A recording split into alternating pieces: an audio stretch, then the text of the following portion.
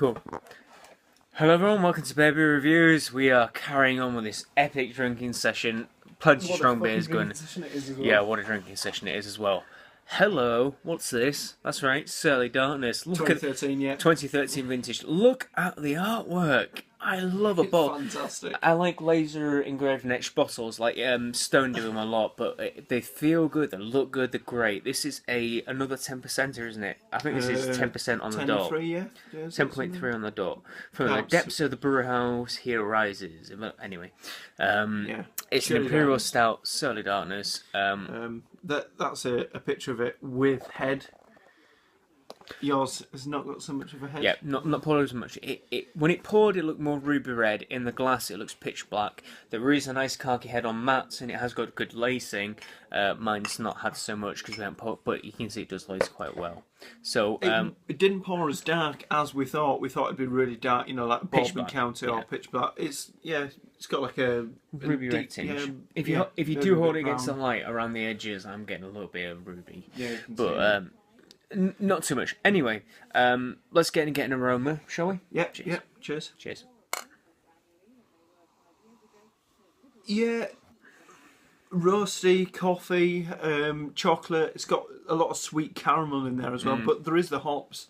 We've just pointed out the aroma. It's quite hoppy.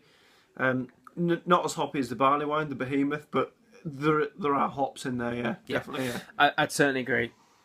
There's a hint of roast as well. I get like quite raisiny, cherry, stone fruit smells. I get the cherry, yeah. Maybe not as much raisin, but definitely like the cherry. Sweet like cherry. Maybe vinous kind of. Yeah, kind of vinous, sweet red wine smell. And there is certain like citrusy, grassy hops going on. Again, you can tell this is an American craft beer because the hops of... Again, this is... it's not as fresh, but it's relatively fresh. If another year or two and the darker, maltier flavours have popped through, but as is, it's got the typical American hop flavours in there, Cascade, Centennial, something like that.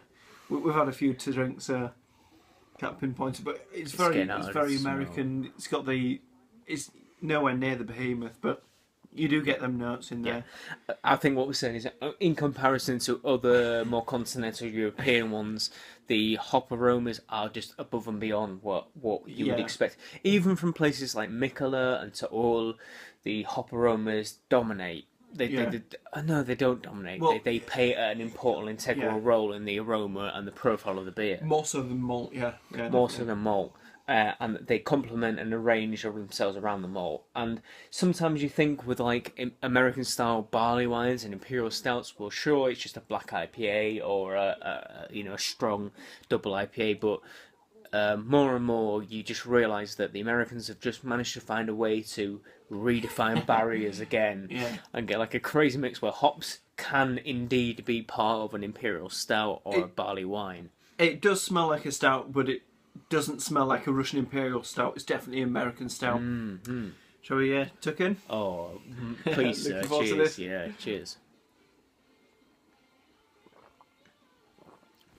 The first thing that stands out for me... sorry. Go. First thing that stands out is the mouthfeel. Yeah, same. I was going to say exactly the same. Yeah, it's great. Yeah, very good. Yeah. It's perfectly carbonated. It's thick and juicy and unctuous. There's this wonderful, treacly, sweet, rich note to it. Brown sugar, molasses. That sort of like golden syrupy sweetness to it.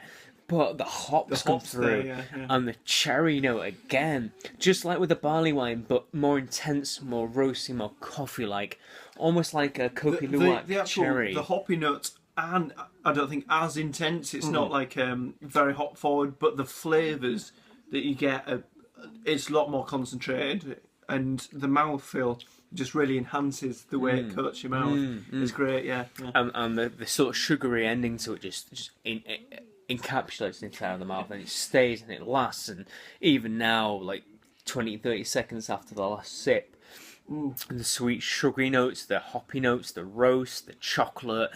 Everything about it remains in the palate. There's a hint of coffee, but it's not that coffee forward. Yeah, ashy barbecue. There's some like charcoal notes, or you know what I'm talking about. It's kind of like a dusty ash. But actually, I'm debating whether this is just like an imperial hoppy porter or if it's an imperial stout. I mean, it's certainly got the strength, but whether it's actually as robust, maybe, I don't know if that's the right word. Whether it's robust and, you know, full-bodied as I would expect from a stout, I'm not sure. It's kind of on the borderline. It's got everything there, but the hoppiness, it's actually got a nice bitterness, which does carry the the malt notes into the finish.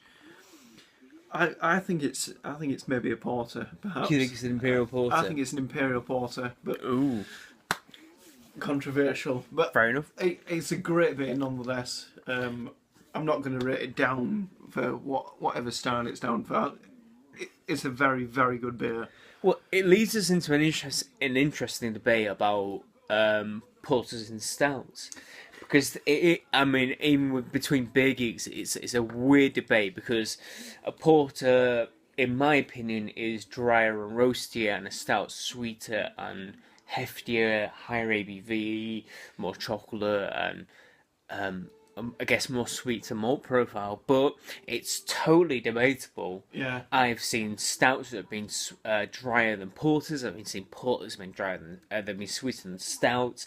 Every inclination in between. I've got 3.8% stouts that are not even mild. Yeah. I mean, a local brewery to me being a 3.2%, 3.2% London 1887 porter recipe that has tasted it as thick and as full mouthed as a stout, and it's been like. It's been interesting. Yorkshire Brewing Company Mutiny. Hello, Guy. Shout out to you, dear sir. Name dropping. Name dropping. It's not even the company I work for Christ's sake. But that's an interesting one. It's not dark mild. Is it a stout? Probably not. Is it a porter? Possibly. 3.2%. 3.2%. But this is like on the other end of the spectrum. Yeah. Where do you go with this? It's fruity, but it's roasty, but it's dry, but it's sweet, but it's everything. It's everything in a mouthful. It's not got the really raw, dry hopping notes, but it's got a lot of hop flavour. And it's bloody balanced and drinkable as well. And that's the thing. Dangerous. Very dangerous. It's stupid dangerous because we've had strong beers and every single one has been drinkable, manageable, well balanced and full of flavour. In terms of what has been best so far, it's difficult. This is on par with the Behemoth, but I'd say the Behemoth I expected more of the sweet notes, while with this darkness, it's slightly has some of the barley wine sweetness to it that I expected barley wine to have, but a stout I expect a little bit drier. Some of that sugar's kind of gone off, and it's a little bit too saccharine and a little bit too sweet, I guess, for the style. It's very sweet. It's very hop forward. Yeah, it's that glucose kind of sweetness, isn't it? Yeah, it's very sugary. Very sugary. So for that respect, I think this is probably an 8.5 beer for me. It's still a great ale. It's still full of flavour, punchy. Every little sip of it just is full of flavour, like you'd expect, like you'd want, and it just satisfies so much. It's just perhaps got a little bit too much sugar to it. It reminds me a lot of the black that was very sugary but very hoppy as well. Only an 8.5. Yeah, exactly. Oh, he's watched it. Yeah, only an 8. So 8. Yeah. Oh, what is it, 9? Very difficult. I said 8.5. It might be a 9 in the range of what we've had tonight of the great beers we've had. Well, it's not one of the top 2. Where do you plate it? It's not one of the top 2. Given that Behemoth was your favourite, I think. Behemoth, La Folie, this, and then onwards. I think. Lolita. Sorry, Lolita, La Folie, and then probably this, in my opinion. Okay. It's not as good as Behemoth. I'm trying to work out where it sits with Lolita. I'm gonna go 91 on this. I think it's good. I think it's maybe a little bit too hop forward. I just wanted a little bit more of the malt character. And I just love I love barrel aging. I think put this in a bourbon cask and it's going to bring it to life. Really, that sugary glucose sweetness, brings it to life. So 91 for me. Yeah. Eating cheese there. I'm eating cheese.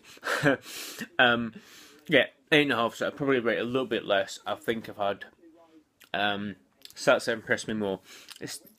But I got 8.5's not a bad score. That's the thing. Good scores, yeah. And this is certainly a brilliant beer. I love the artwork. I love everything about it, really. But definitely check it out if you can do. Certainly Darners, my word. What a beer. So until the next beer review, please like, favourite, comments and subscribe. And cheers, everyone. Cheers.